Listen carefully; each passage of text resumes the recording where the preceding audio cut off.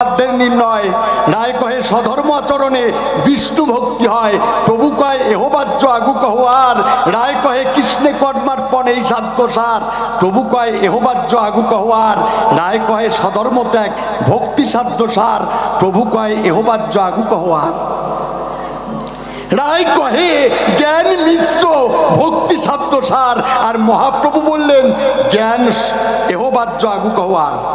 রায় কয় জ্ঞান শূন্য ভক্তি সাধ্য সার। আচ্ছা গুরুদেব, রায় যখন বললেন জ্ঞান শূন্য ভক্তি সাধ্য সার, তখন মহাপ্রভু বললেন এটা হয়। আচ্ছা জ্ঞান শূন্য হলে পরে ভক্তির উদয় হয় মানুষের? জ্ঞান শূন্য হয়ে গেলে মানুষের মাথা খারাপ কয় না? তাহলে ও গুরুদেব, তোমার মহাপ্রভু যিনি রায় রামানন্দের কাছে বলে গেলেন তিনি জ্ঞান শূন্য হলে পরে ভক্তির উদয় হয়, কিন্তু আমি তো প্রমাণ পাইছি জ্ঞান শূন্য হয়ে গেলে পরে শিষ্যের হাতে গুরুদেব কোপ খাইয়ে মারা যায়। একদিনের এক ঘটনা বলে যাই। এক শিষ্য গুরুদেব যা কয় তাতেই অজ্ঞান, ওর জ্ঞান ঠ্যান নাই। গুরুদেব যা কবে ও তাই করবে, ও একটু বিবেক খাটাইয়ে দেখবে না। ওই যে চৈতন্য চরিতামৃতে লেখা আছে জ্ঞান শূন্য ভক্তি সাধ্য সার, ও তাই মনে মনে ধরে রাখছে। গুরুদেব শিষ্যের বাড়ি আসছে, এ নিবারণ কি, এই তোর বাড়িতে আজকে সেবা করব। সেই মাসটা হচ্ছে বৈশাখ জ্যৈষ্ঠী মাস, ভীষণ সর্বনাশ। গুরুদেব যেই অর্ডার করেছে, নিবারণ তোর জ্ঞান ঠ্যান নাই, ও গুরুদেবের সেবার আয়োজন করেছে। হিমসাগর আম, রসখাজা কাঁঠাল, তারপরে হচ্ছে রাজভোগ, গুরুদেবের খেতে খেতে দুর্ভোগ। জম্মের খাওয়া খাইছে, শিষ্যের বাড়ি ফাও পাইছে। নিবারণ গুরুদেবরে তো সেবা দিছে, দিয়া যেই দিছে। আর আপনাদের জানা আছে যেই বাড়িতে বৈশাখ জ্যৈষ্ঠী মাসে কাঁঠাল ভাঙে, দেখবেন ওই কাঁঠালের গন্ধে এক ধরনের মাছি ঘুরিয়ে বেড়ায়, দেখেন না? ওই সবুজ সবুজ মাছি, ওরে গুয়ে মাছি কয়। ওই কাঁঠালের গন্ধ যতদিন থাকবে মাছি ততদিন ঘুরবে। আর গুরুদেব তো খাইছে কাঁঠাল, গুরুদেবের গায়ে বেশি গন্ধ জড়ানো আছে, ওই মাছি গুরুদেবরে ধরিছে। এই রকম ধরা ধরিছে, গুরুদেব শিষ্যকে ডাক দিয়ে বলছে, এই নিবারণ কি তোর বাড়িতে শীতল মাদুর আছে? কয় হ্যাঁ আছে। কয় নিয়ে আয় তো আমার কাছে। নিবারণ নিয়ে আইছে, গুরুদেবরে বিছয়ে দিয়েছে। গুরুদেব তো শুয়ে পড়েছে ঘুমানোর জন্য, খাওয়া দাওয়া দিয়েছে। যেই রকম খাওয়া সেই রকম নাক ডাকা। সে গর্জন কি, মনে হয় যেন বনের বাঘ চলে আসছে। খাওয়া যেই রকম সেই রকম নাক ডাকা। এইবারে নিবারণকে ডাক দিয়ে বলছে, এই নিবারণ, এই আমার কথা শোন। কি গুরুদেব? কয় তোর ঘরে হাত পাকা আছে? কয় হ্যাঁ, নিয়ে আয় আমার কাছে। ওই মাছি কিন্তু গুরুদেবরে ছাড়ে নাই। গুরুদেবের গায়ে তো কাঁঠালের গন্ধ আছে, মাছি গুরুদেবের গায়ে পড়তিছে। গুরুদেব হা করে নাক ডাকতেছে, মাছি মুখের মধ্যে ঢুকে যাচ্ছে। গুরুদেবের ঘুমে ব্যাঘাত ঘটতেছে।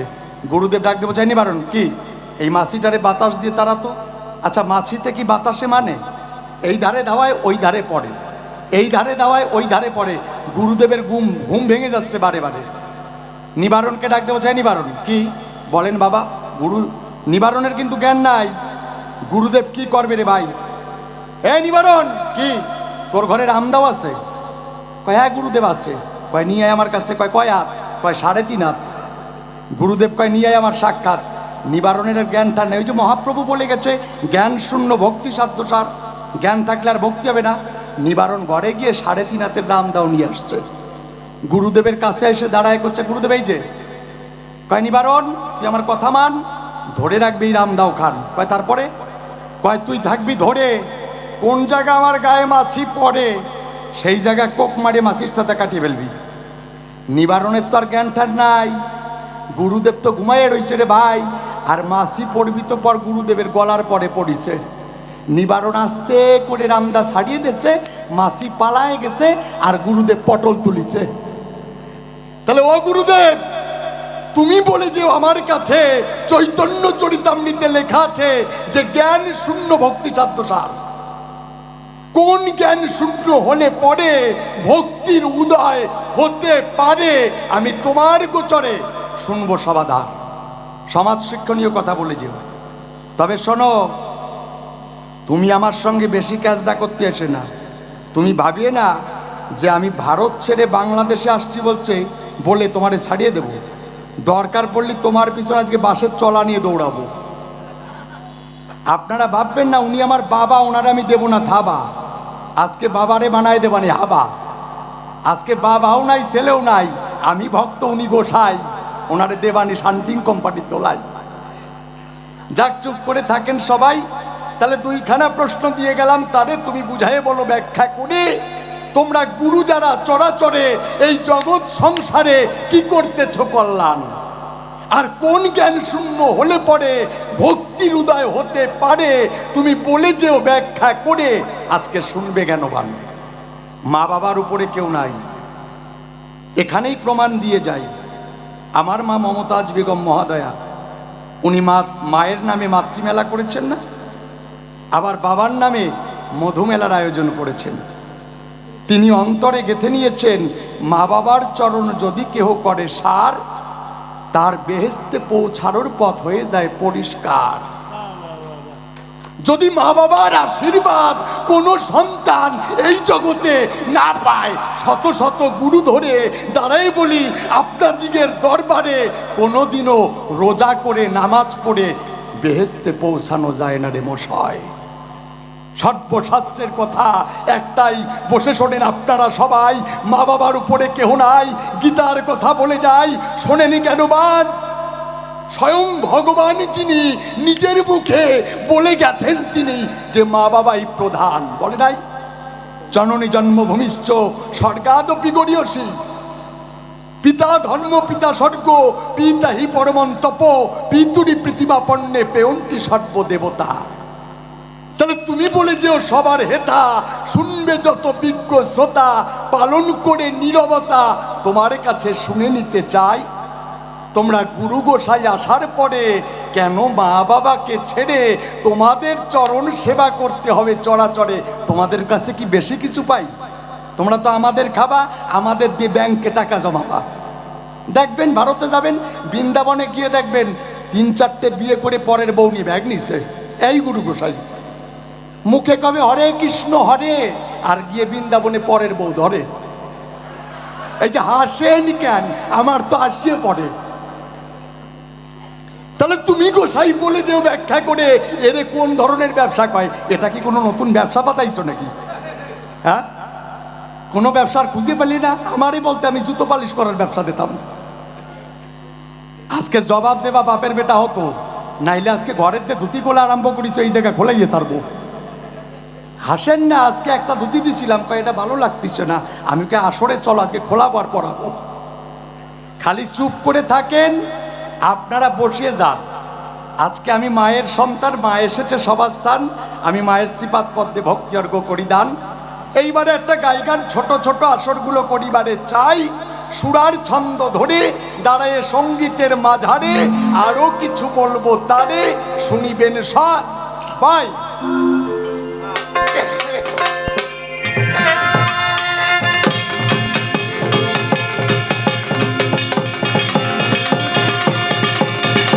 মাইক্রোফোনটা টোন দেন না, একটু টোন আর মনিটার। হ্যালো চেক, হ্যালো বাড়বে না মা? এইটা একটু আউটেও বাড়বে, মা বলছে একটু বাড়িয়ে দিন। হ্যালো চেক, হ্যালো আরো আরো, প্রেশার নেই একটু। জয় বাবা, জয় বাবা। হ্যালো হ্যালো চেক, আউটে। Hello check, hello hello. ভালো পাশাই আগে ভাইলেনটা একটু বাড়বে, ভাইলেনটা। ছোট্ট একটা গান শোনাই, যে ভালোবাসার টানে আজকে এখানে আমরা পেয়েছি ভাই। সত্যি আমি সুমন সরকার হয়ে বলছি, আপনাদের বাংলাদেশের নয়, সারা পৃথিবীর যিনি হচ্ছেন সুরের সাম্রাজ্ঞী মা মমতাজ বেগম মহাদয়া, ওনার সামনে দাঁড়িয়ে গান গাওয়া হচ্ছে পরম সৌভাগ্যের বিষয়। আমি এখানে আসতে পেরে নিজেকে অনেক ধন্য মনে করছি। এই ভোকালটা পারবে না আরো? হ্যাঁ মা পারবে, বাহ। এই তো এতক্ষণ চাপা চাপা মনে হচ্ছিল, একেবারে মনে হয় যেন সুসুর বাচ্চা ডাকছিল। জয় বাবা।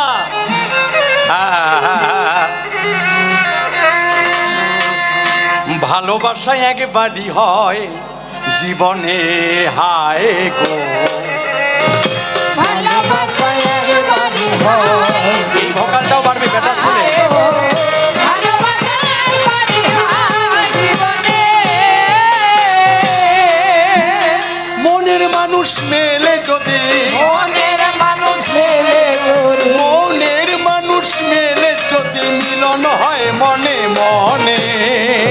ভালোবাসা একবারই হয় জীবনে, হায় গো ভালোবাসা একবারই হয় জীবনে।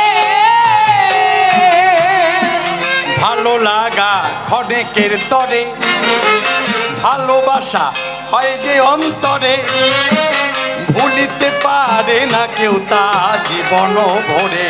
ও জীবন ভরে।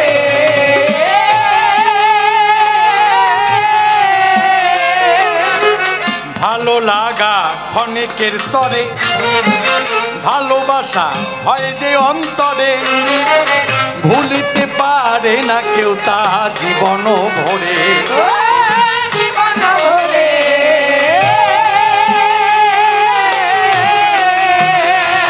তারা জন্ম আর ওই জন্মান তরে,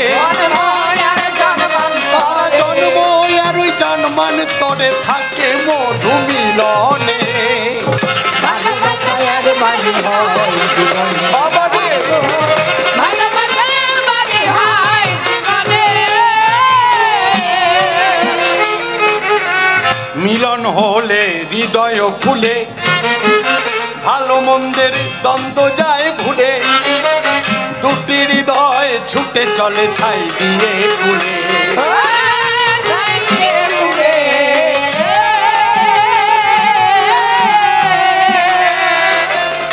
মিলন হলে হৃদয় খুলে, ভালো মন্দের দ্বন্দ্ব যায় ভুলে, দুটি হৃদয় ছুটে চলে ছাই দিয়ে কুলে। ও ছাইয়ে পুরে। তারা মধুর প্রেমের দোলায় তুলে, মধুর প্রেমে দোলায় দোলে, মধুর প্রেমের দোলায় তুলে থাকে জীবন মরণে। ভালোবাসা একবারই হয় জীবনে, হায় গো ভালোবাসা একবারই হয় জীবনে। প্রাণ বধুয়া প্রেমের মাধুরী, গুরু অসীমের মন করেছে চুরি, আমি ভাব সাগরের ঢেউয়ের দোলায় ভাসালাম তরি। ওই ভাসালাম তরি।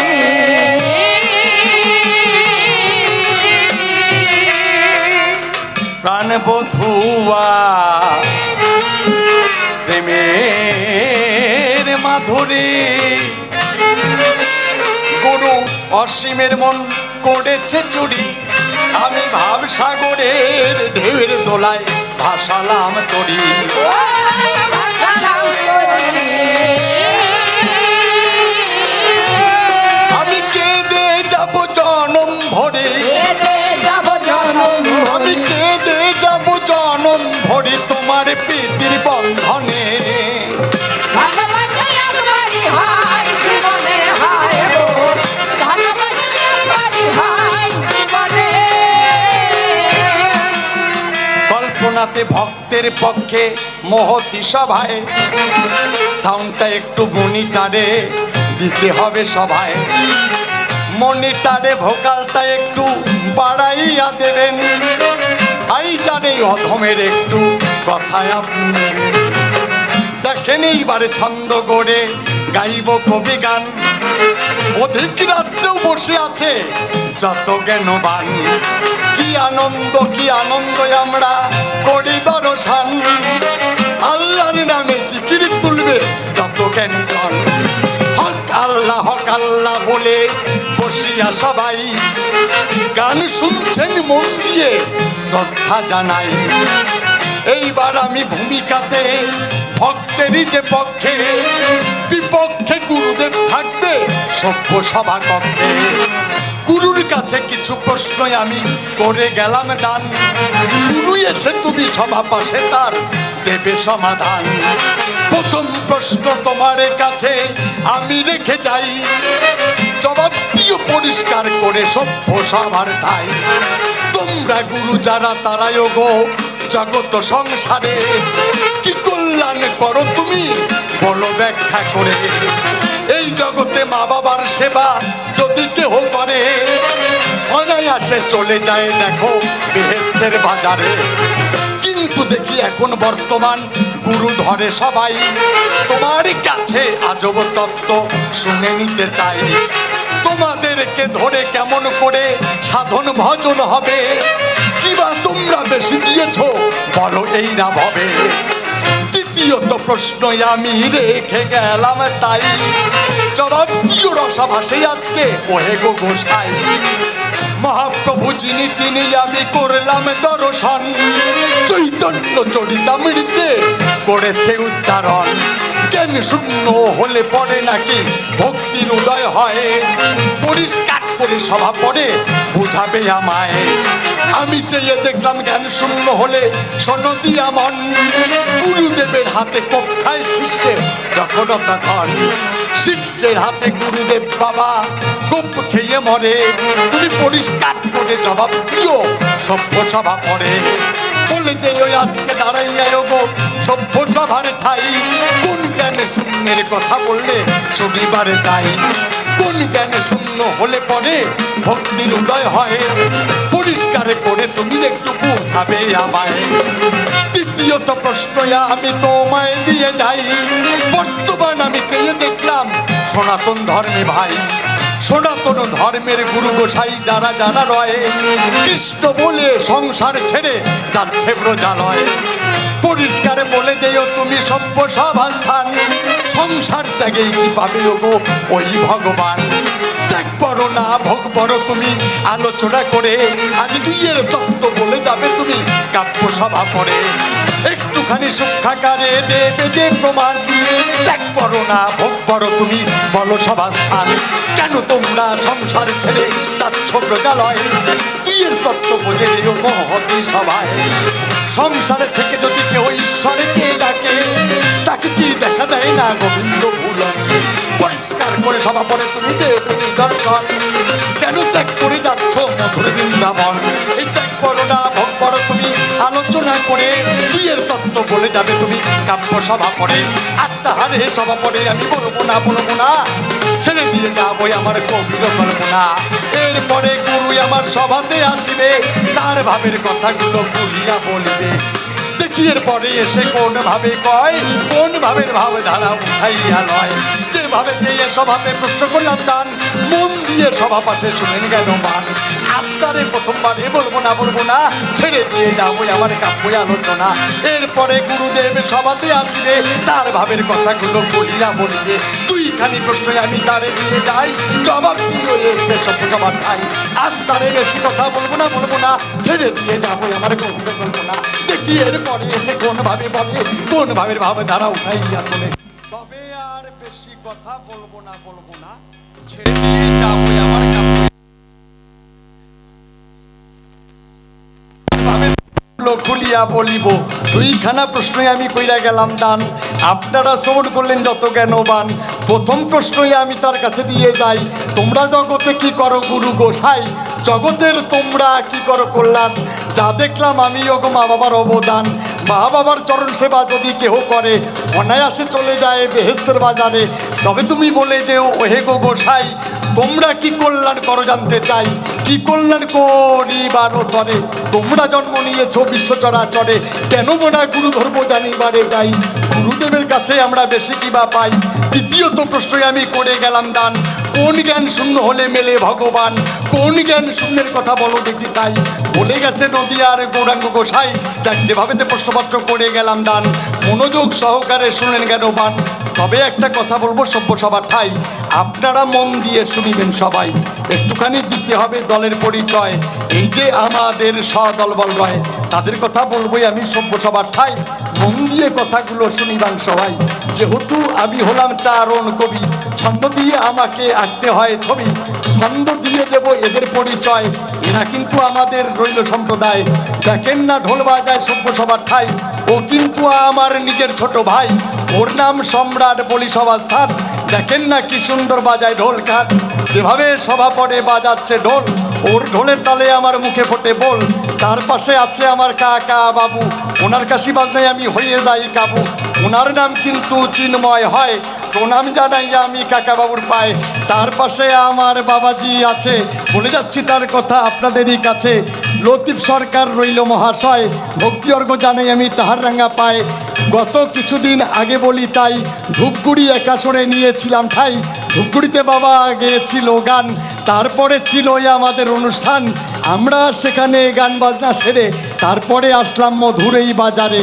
তার পাশে আছে আমার এই যে দিদি ভাই, ওনার নামটাও একটু বলিবারে চাই। ওনার নাম যদিও শান্তি হয়, মাঝে মাঝে একটুখানি অশান্তি বাধায়।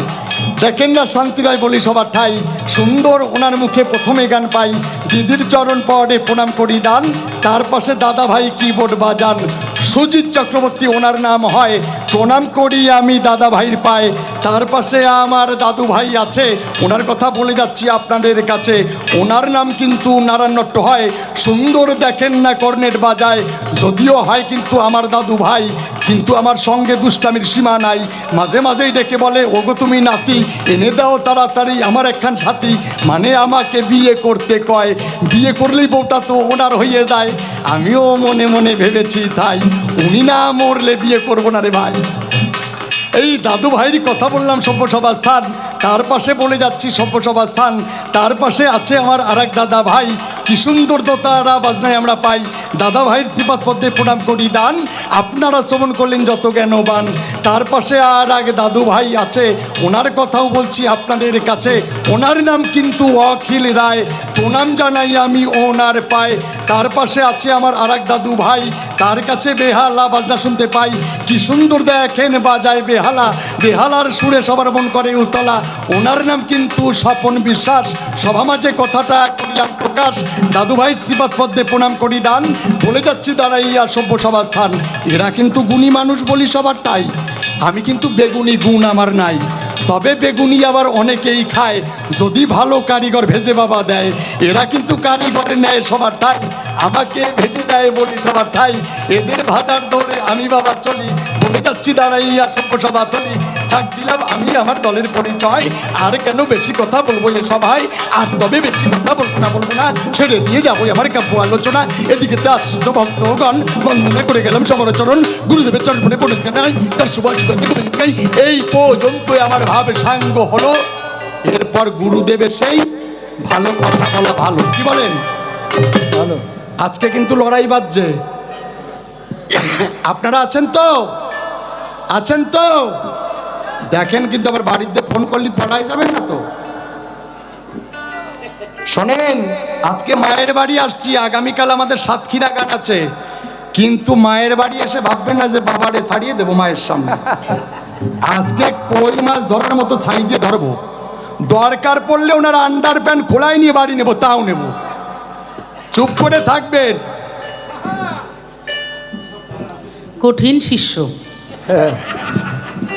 যাক, মধুর মেলার পক্ষ থেকে ওনাদেরকে স্বাগত জানাই, যে আমাদের মধুর মেলায় ওনারা সেই বন্ধু দেশ ভারত থেকে আমাদের মাঝে উনি আসছেন। এই জন্য আমরা আসলে আগেও বলেছি যে আমাদের বাংলাদেশেরও আনাচে কানাচে থেকে এখানে শিল্পীদ্বয় আসেন। মধুর মেলা এটা হলো আসলে একটা মিলন মেলা। তো মিলন মেলায় ওনারা অংশগ্রহণ করেছেন, আমরা দারুণ খুশি। যতক্ষণ এরকম আনন্দ চলবে, আমরা আজকে শেষ দিন, আমরা সেভাবে গান শুনবো। ইতিমধ্যে আমাদের আরও অনেক শিল্পীরা এখানে আসেন, অনেকেই গান গাওয়ার সময়ও আমরা দিতে পারিনি। তো যাই হোক, তারপরেও আমরা ওনাদের গান যতক্ষণ ভালো লাগে আপনারা শুনেন। আমাদের মধুর মেলার পক্ষ থেকে উত্তরীয় করে দিচ্ছি। হ্যালো, এখন মধুর মেলার পক্ষ থেকে এই মধুর মেলার যিনি আয়োজক, আন্তর্জাতিক খ্যাতিসম্পন্ন সঙ্গীত শিল্পী মমতাজ বেগম এমপি, উত্তরীয় পরিয়ে দিলেন সুমন সরকারকে। এখন বিকাশ সরকারকে